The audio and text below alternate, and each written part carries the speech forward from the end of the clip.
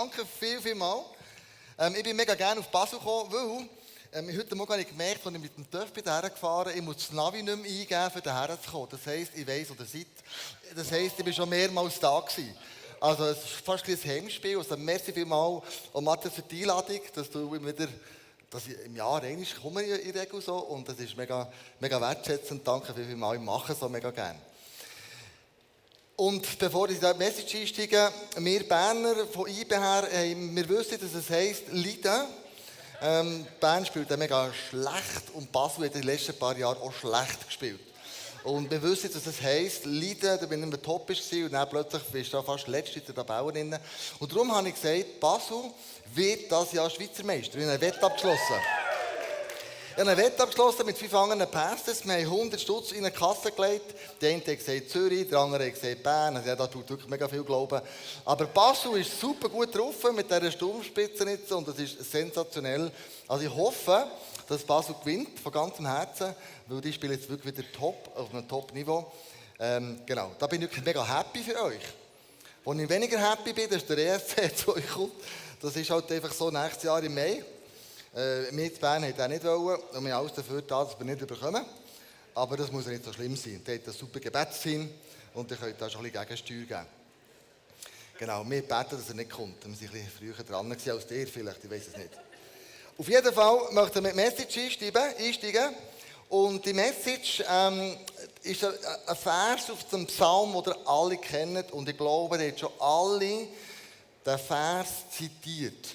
Im Gebet, irgendwo, wo der vielleicht war. Und zwar Psalm 23, der Vers 5. Ich lese nur den vor. Du bereitest vor mir einen Tisch im Angesicht meiner Feinde. Das kennen wir alle, oder? Aber die Frage ist, ja, also, was heisst denn das jetzt? Wir wissen, der David hat einen Vers geschrieben und der David war Hirt und er hat gewusst, dass die Aufgabe von einem Hirt sind. Also hat er genau gewusst, als er Psalm 23 geschrieben hat, hat er gewusst, von was dass er redet. Er hat gewusst, ich bin Hirt und Hirt hat die und die Aufgaben. Und er hat gewusst, ein guter Hirte macht eigentlich so 3 Sachen aus. Erstens ist es Liebe. Ein guter Hirte liebt seine Schafe, er gibt sein Leben für seine Schafe, er ist für sie da, wenn sie krank sind, er liebt sie. Das Zweite, Fürsorge. Wenn du weißt, wenn du mal Schafhirt oder wenn du mit einem Schafhirt geredet hast, ich bin auf einem Bauernhof aufgewachsen, wir selber auch ein paar Schafe gehabt, und die musst du mega pflegen, dass es denen gut geht. Die sind nicht so ein einfaches Tier. Du musst immer schauen, dass sie keine Parasiten haben. Du musst schauen, dass im Sommer dass nicht zu viel Fliegen im Gesicht hat. Du musst das einfach pflegen und machen. Du musst auch Klauen zum Teil säubern. Also ein Schaf braucht Fürsorge, damit es ihm gut geht. Und Führung, ein Schaf braucht auch Führung. Es steht da, den Hirten, ein Stecken und Stab führen mich. Also der Stab, da hat man so den bekannten Hirtenstab, der noch einen Bischof hat, oder? Wenn ein Schaf irgendwo in einem Gestrüpp verheddert hat, dann ist der Hirt mit dem Stab ab dem Haus durch und hat aus dem Gestrüpp rausgeschissen, oder? So, das ist der Hirtenstab. Und der Stecken ist, wenn das Schaf nicht in die richtige Richtung laufen oder es langsam unterwegs war, hat man vielleicht eins auf das Viertel gehauen. So, dein Stecker und den Stab trösten mich. Also beides zusammen ist gut. Das Schaf braucht Führung und das Schaf braucht jemanden, der vorausgeht. Und jetzt eben, was soll denn das heißen? Du bereitest vor mir einen Tisch im Angesicht meiner Feinde. Was hat der David gemeint mit dem? Den David kennen wir. Er hat einen grossen Feind gehabt, den Goliath. Riesig. Goliath hat dann 40 Tage das Volk Israel verhöhnt, belästigt, hat über Gott hergezogen. Und vielleicht, als er den Psalm geschrieben hat, hat er vielleicht an Goliath gedacht, aber vielleicht du ja nicht. Du hast nicht einen Find wie einen Goliath gegenüber. Also was sind denn unsere Finde, die wir haben? Unsere Finde sind vielleicht Sachen, die uns beschäftigen, sind Schwierigkeiten, die wir haben, wo wir merken, ich komme nicht darüber hinweg. Die attackieren mich, die belästigen mich, die rauben mir Zeit. Die sind tagtäglich in meinem Umfeld und ich komme nicht klar mit dem. Schwierigkeiten können eben sein, dass das die Finden sind. Wir sagen aber, ja gut, unser Leben ist kein Ponyhof und manchmal tut auch das Pony doof. Und darum denke ich immer wieder, das könnten Schwierigkeiten sein, eine Ehe, die nicht mehr funktioniert, wie man sich das vorgestellt hat. Kinder, die auf Abwägen sind gekommen. Krankheiten, die sich immer wieder manifestieren, vielleicht sogar chronische Geschichten, wo du tagtäglich darunter leidest. Vielleicht ist dein Geschäft Bach abgegangen. Vielleicht sogar können Schwierigkeiten sein, Tod und Verlust von einem geliebten Menschen, den du gehen musst. Und das beschäftigt dich immer wieder und das raubt dir Kraft, macht dir Angst. Das sind Sachen in deinem Leben, wo du merkst, Mann, das ist krass. Unfälle, die schwer zu verschaffen sind. Bei Freunden, vielleicht auch persönliche Verletzungen. Manchmal sagen wir, ja, Kille hat mich verletzt, aber dann denke ich, aber Kille, das Gebäude kann ja nicht verletzen, gehört nicht oben ab. Sind Menschen. Sind Menschen, die verletzt haben. Nicht Kille, Menschen, spezifisch haben die verletzt. Schwierigkeiten, Drucksituationen am Arbeitsplatz. Das könnten Finden sein. Finden, die dir dein Leben schwer machen.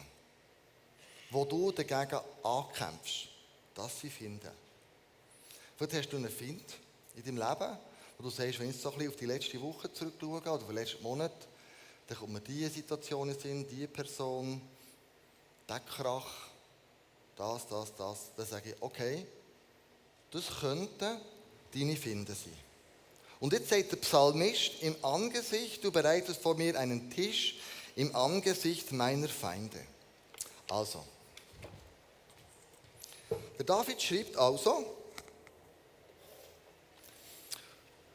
Gott bereitet vor mir einen Tisch her. Finden haben wir jetzt besprochen, was Finden könnte sein.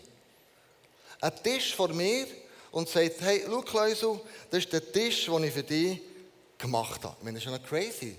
Der Schöpfer dieser Welt, Alpha und Omega, macht für mich einen Tisch bereit. Wenn du für jemanden einen Tisch bereit machst, du hast Besuch daheim, du ladest jemanden ein, was passiert an diesem Tisch meistens, wo du bereit gemacht hast? Man hockt her, man fängt an zusammen reden. Es findet eine Diskussion statt oder eine Kommunikation findet statt. Also David sagt jetzt im Angesicht, du bereitest vor mir einen Tisch im Angesicht meiner Feinde. Also Gott hat offensichtlich für dich einen Tisch parat gemacht, und zwar jeden Tag, wo du könntest Zeit mit ihm verbringen.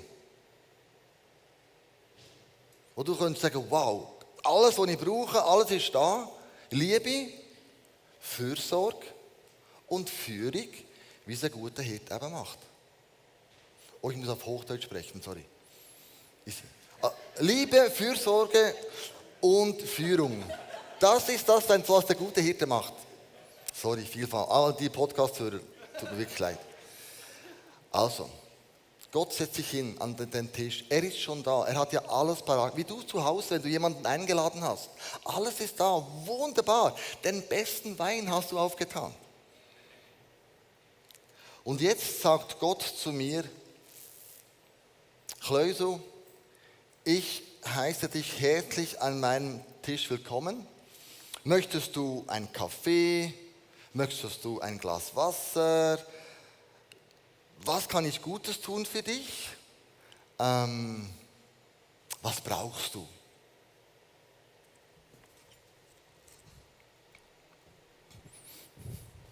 Ich sitze hin und denke, wow, krass, Mann, was da alles auf dem Tisch für mich an Segen parat ist, das ist ja crazy. Hey, perfektes Brot. Oh, da kommt noch der Engel Jannik mit einem Kaffee. Hey, vielen Dank. Du bist wirklich schnell. Ich habe die Bestellung erst gerade ausgesprochen. Schon kommt es. Wow, mein Lieblingskaffee, ein Latte Macchiato. Gott, du bist so fürsorglich für mich. Ich danke dir von ganzem Herzen, dass du zu mir so gut schaust.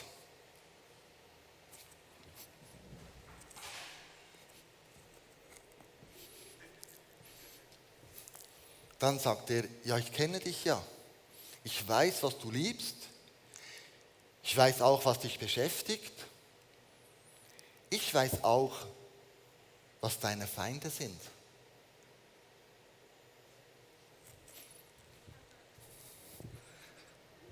Wirklich? Hey, krass. Ich habe nicht gedacht, dass du so tief in mein Herz reinschauen kannst. Aber ja, es ist halt einfach so. Und ich liebe das, dass du da alles vorbereitet hast. Dieses Fleisch, Mann. Wahnsinnig. Das Brot. Unglaublich. Ich danke dir für alles, was du für mich schon getan hast. Auch den Kaffee. Wirklich. Hey, Weltklasse, gell? Himmlisch. Himmlisch. Mövenpick hast du schon himmlischer Kaffee. Aber du musst wissen, ich bin ein bisschen in Eile. Ich habe nicht so Zeit, jetzt da mit dir am Tisch zu sitzen. Es tut mir wirklich leid, weißt du, vielleicht morgen, aber heute nicht. Ich möchte einfach Danke sagen für den Kaffee. Finde ich mega cool. Und ich könnte ja noch, dass ich es nicht vergesse, ich mache noch eine Insta-Story. Hashtag Brunch with Almighty God. Ich poste es dann, wirklich. Dann, dass alle Leute sehen, ich habe mit dir Zeit verbracht. Mega cool. Ich danke dir. Tschüss. Wir sehen uns ja. Irgendwann wieder. Hey, hast du gesehen? Ich war mit Gott beim Morgen. Hey, Hashtag Almighty God. Wie cool war denn das? Ich sag's dir. Genial.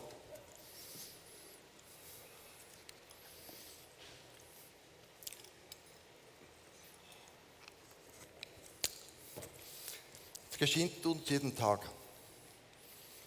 Gott lädt uns ein an seinen Tisch. Ist alles vorbereitet.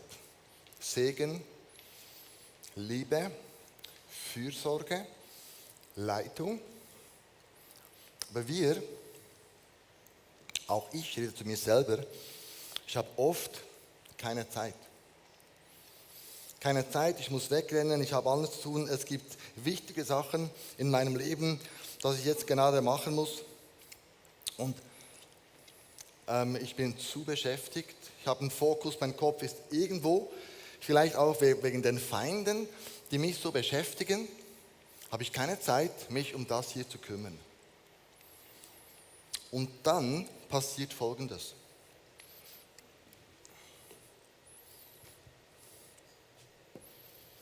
Ohne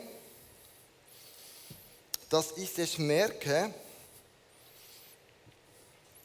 nimmt sich ein anderer den Stuhl und setzt sich an meinen Tisch, den Gott für mich parat gemacht hat.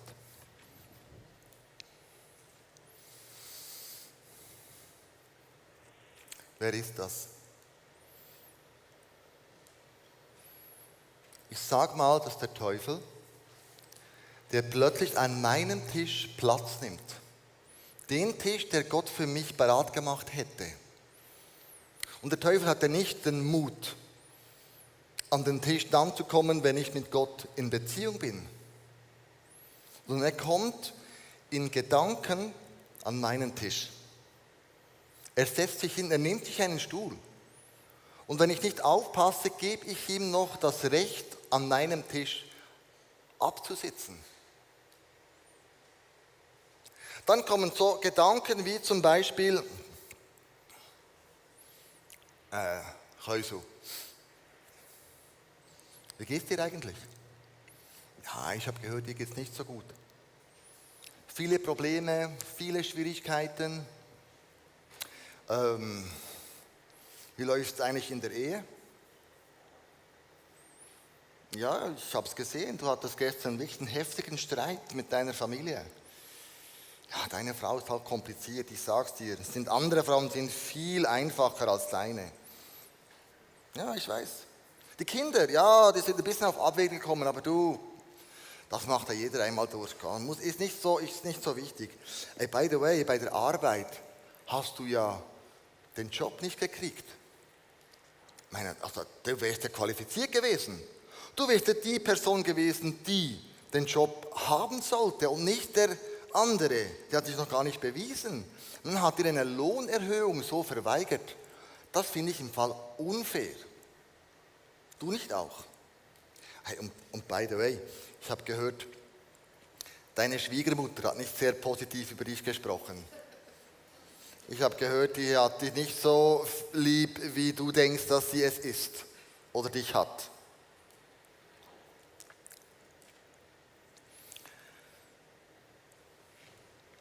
Wenn das passiert, Freunde, ich muss da hinsetzen, ich bin nicht gerne auf diesem Stuhl. Wenn das passiert, dann hast du dem Teufel einen Platz an deinem Tisch gegeben. Das Gemeine ist, wenn er da so sitzt, was macht er? Der isst oder frisst von deinem Tisch. Der Segen, der Gott für dich bereithält, frisst er dir weg. Das wäre für dich bestimmt. All das Gute, all das Schöne. Liebe, Fürsorge, Führung. Das wäre ein Tisch, der Gott für dich parat gemacht hat. In Gedanken geben wir dem Teufel immer wieder Anrecht, an unserem Tisch Platz zu nehmen. Immer wieder. Leider ist es so, auch bei mir. Die Frage ist, ja, was mache ich denn, wenn ich durch schwierige Zeiten gehe? Was mache ich denn, wenn ich dem Feind gegenüber sitze? Was mache ich jetzt? Ich glaube, das Beste ist, wenn wir aus Jesus schauen und was er gemacht hat. Jesus hat sich auch an den Tisch hingesetzt, in Form von Gott. Er hat gesagt, so schön bist du da. Weißt du, ich habe mich gefreut, mit dir Zeit zu verbringen.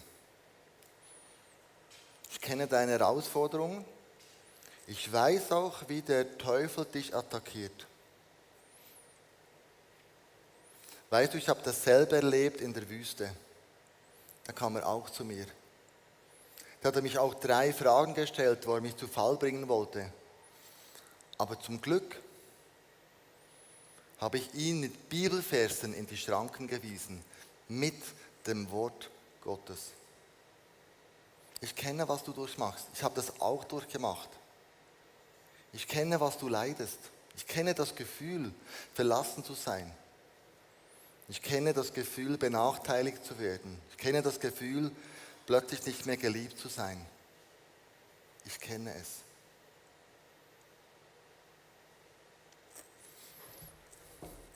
Du merkst, wenn ich mir Zeit nehme, an diesem Tisch zu sitzen, verändert sich meine Wahrnehmung anhand meiner Probleme. Ich kann das mit jemandem besprechen, heißt nicht, dass sie dann einfach weg sind. Aber jemand hört mir zu und mit diesem jemand kann ich das besprechen. Also ich gehe bewusst in einen Dialog mit Jesus oder auch mit dem Heiligen Geist. Er ist der Tröster, er ist der Beistand, er ist der Ratgeber. Er deckt Dinge auf, die ich angehen sollte. Vielleicht habe ich einen Fall, wo ich verhärtet bin, nicht vergeben will oder kann oder sollte. Ich sage immer, vergeben kann jeder, weil Jesus hat das auch getan. Versöhnung ist ein anderes Kapitel. Aber ich vergebe dieser Person. Das können alle von uns, weil Jesus uns vergeben hat, sind wir dazu fähig. Also ich gehe bewusst in diese Gemeinschaft rein mit Gott und ich esse von dem, was er mir zubereitet hat. Es ist der Segen Gottes. Er ist der gute Hirte, der mir das zuspricht. Er sagt, hey Kleusel, das habe ich alles für dich vorbereitet. Iss von dem. Er wird nie, so sagt die Bibel, uns etwas geben, was nicht gut ist für uns. Und ich laufe nicht mehr mit einem Kaffee to go durch die Welt, sondern ich sage, okay, sieht zwar nicht mehr so schön aus, aber Kaffee ist Kaffee. Ich komme ins Gespräch mit ihm. Ich rede mit ihm. Ich diskutiere mit ihm. Und in dieser Zeit, wo ich das tue, hat der Teufel keinen Mut, in Gedanken zu mir zu sprechen. Weil er setzt sich sicher nicht an den Tisch, wenn ich mit Gott oder mit Jesus, mit dem Heiligen Geist mich unterhalte.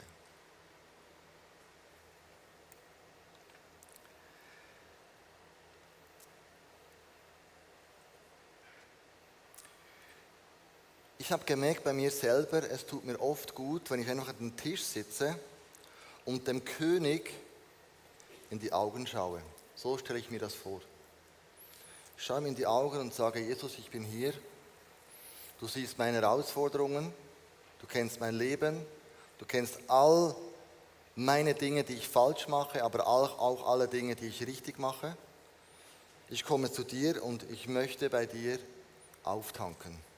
Ich möchte von dir essen. Ich möchte von dir trinken. Ich möchte Zeit verbringen mit dir.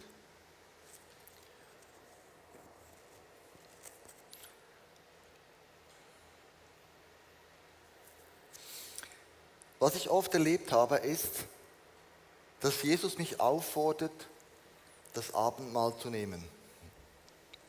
Er sagt, Klösu, ich habe was getan für dich vor 2000 Jahren, was heute immer noch Bedeutung hat.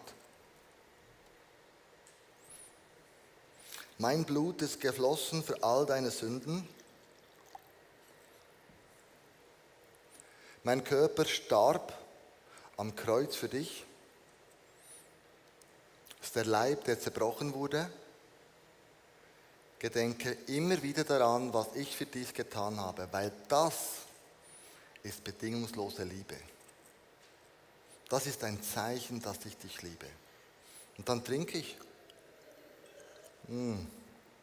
Vielen Dank, Jesus, dass du für mich gestorben bist. Vielen Dank, dass ich Brot brechen darf. Ein Symbol für deinen Leib. Das verbindet mich wieder mit Jesus und gibt mir in meinem Leben einen anderen Sinn oder ich bekomme einen anderen Schwerpunkt.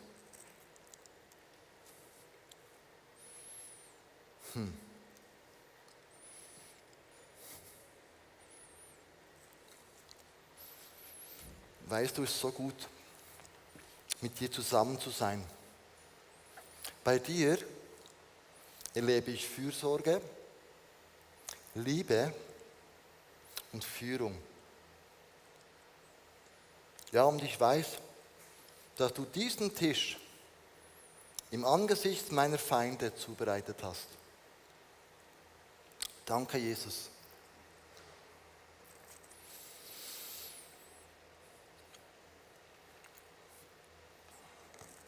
Der gute Hirte, Johannes 10,11, besagt die Bibel, Jesus sagt, ich bin der gute Hirte. Ein guter Hirte ist bereit, sein Leben für die Schafe herzugeben. Das hat Jesus für dich und für mich auch getan. Er ist dein und er ist mein guter Hirte. Meine Frage an dich jetzt heute Morgen ist, ja, was mache ich jetzt mit all dem? Erstens, wenn ich von diesem Tisch aufstehe, weiß ich, es ist viel zu viel für mich da drauf. Er gibt mir mehr als genug. Also, eine Banane für dich, ein Apfel für dich, vielleicht ein Apfel für dich, für dich auch noch ein Apfel. Apfel a day keeps the doctor away. Ich beginne zu verteilen. Ich werde großzügig, nicht nur mit Geld. Ich werde großzügig, weil ich gestärkt, weil ich aufgetankt, weil ich kraftvoll von diesem Tisch aufstehen kann. Ich wurde gesegnet, also kann ich auch ein Segen sein. Ich kann für Personen beten, ich kann für Personen ein offenes Ohr haben, ich kann für Personen unterwegs sein, ich kann sie lieben, ich kann sie führen, ich kann sie beraten. Also von diesem Tisch gehe ich niemals leer auf. Ich stehe nicht so auf, sondern ich bin gesegnet mit allem, was das Leben braucht. Und ich weiß, es ist nicht immer einfach. Das Leben ist manchmal mega hart. I know that, ich weiß das. Aber stell dir vor, wenn du diesen Tisch nicht hast, ja, was machen wir denn dann? Es ist der beste Ort, um diesen Tisch zurückzukehren und zu sagen, danke für alles, was du für mich bereitgestellt hast.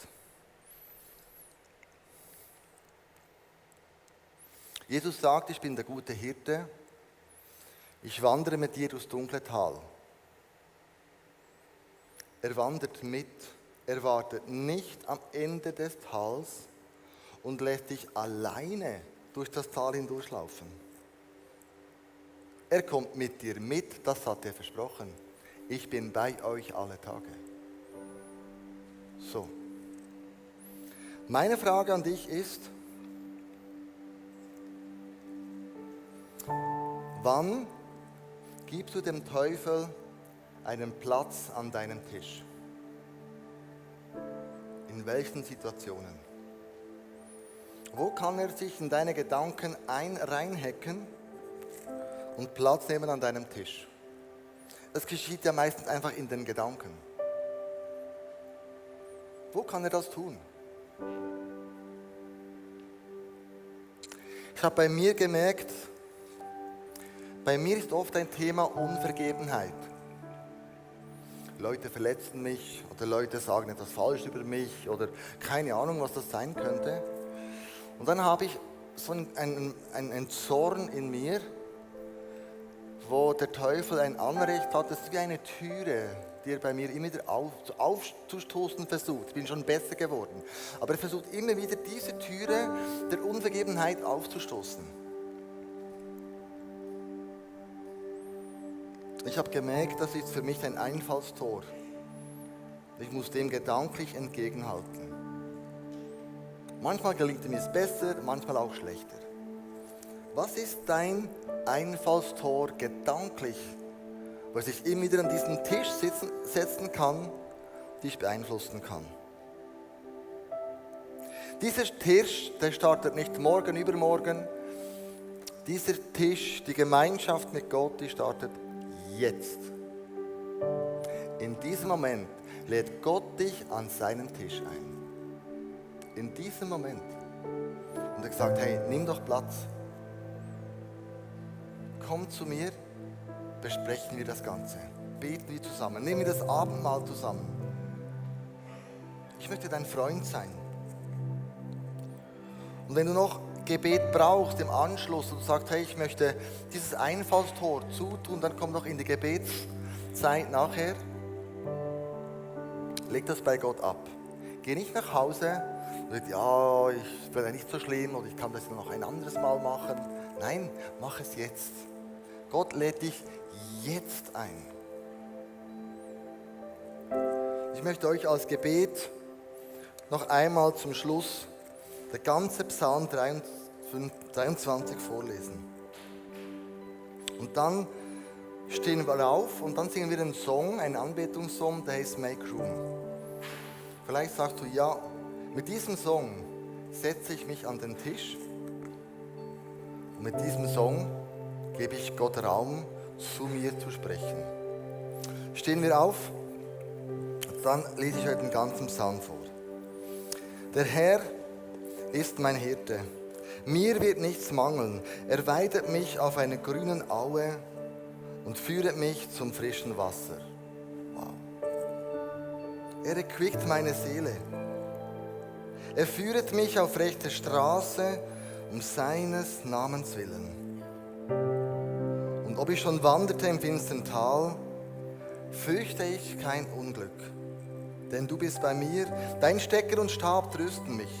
Du bereitest vor mir einen Tisch im Angesicht meiner Feinde. Du salbst mein Haupt mit Öl und schenkest mir voll ein. Gutes und Barmherzigkeit werde mir folgen mein Leben lang. Und ich werde bleiben im Hause des Herrn immer da.